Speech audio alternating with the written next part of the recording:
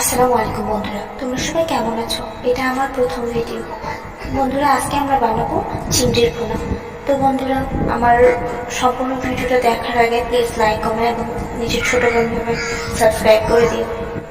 তো প্রথমে ভালোভাবে তা বটি যা পাবে তা দিয়ে সুন্দর করে ভালোভাবে চিংড়িগুলি কেটে নেবে এবং ভিতরের কালো কালো অংশ টুকপিক দিয়ে সুন্দরভাবে বের করে নেবে। বের করে নেওয়ার পরে একটা কড়াইয়ে তেল দিবেন 250 গ্রাম। তেল দিয়ে কুটুমুটো কুটুমুটো করে নেড়ে নেবেন।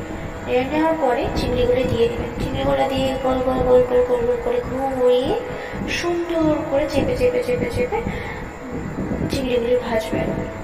ভাজা শেষে সুন্দর করে উল্টে পাল্টে ওর উপরে পেঁয়াজ পাতা দিয়ে ভালোভাবে নেড়ে নেড়ে নেড়ে ওর উপরে গরম তেল ছিটিয়ে তাতে সস, লবণ, চিনি মিক্স করে পানি দিয়ে সুন্দর করে আবার আবার সস দেবেন। সস দিয়ে আবার একটু লবণ দেবেন। লবণ দিয়ে ঢাকা দেবেন। ঢাকা দিয়ে কিছুক্ষণ লুটো করে নেড়ে হয়ে যাবে।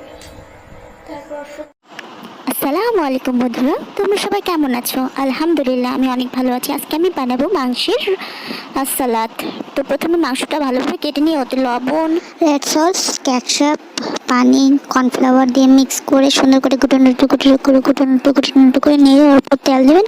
তেল দিয়ে সুন্দর করে গরম পানি দিয়ে ভিজিয়ে রাখবেন। ভিজিয়ে রেখে উঠে নিয়ে ওর উপর রসুন, মরিচ, কড়াইয়ের মধ্যে যা আছে সাদা তেল, গরম তেল, সস, রেড ভেলভেট সস, মরিচ, কাঁচামরিচ, ধনিয়া দিয়ে মিক্স করে সুন্দর করে খাবেন আর বমি করবেন।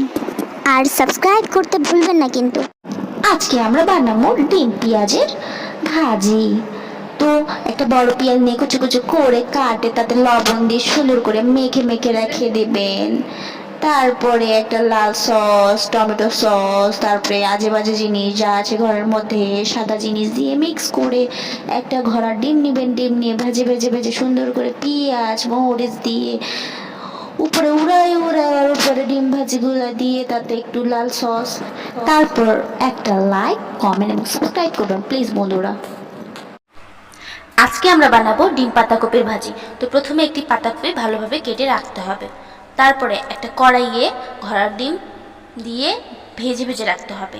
তারপরে কড়াইয়ে মরিচ, পেঁয়াজ, পাতাকপি, গাজর দিয়ে তাতে লবণ, ইয়াংচং ফুং, লাল সস, টমেটো সস দিয়ে ডিম ভাজিগুলো দিয়ে ভালোভাবে মেখে খেতে হবে। আর লাইক, কমেন্ট, সাবস্ক্রাইব করতে হবে।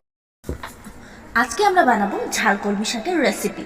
তো প্রথমে কলমি শাকটি ভালোভাবে কেটে নিয়ে ভালোভাবে ধুয়ে গরম পানিতে 1 চামচ লবণ দিয়ে ভালোভাবে কলমি শাকটি সিদ্ধ করে নিতে হবে। তারপর ঠান্ডা পানিতে ধুয়ে নিতে হবে।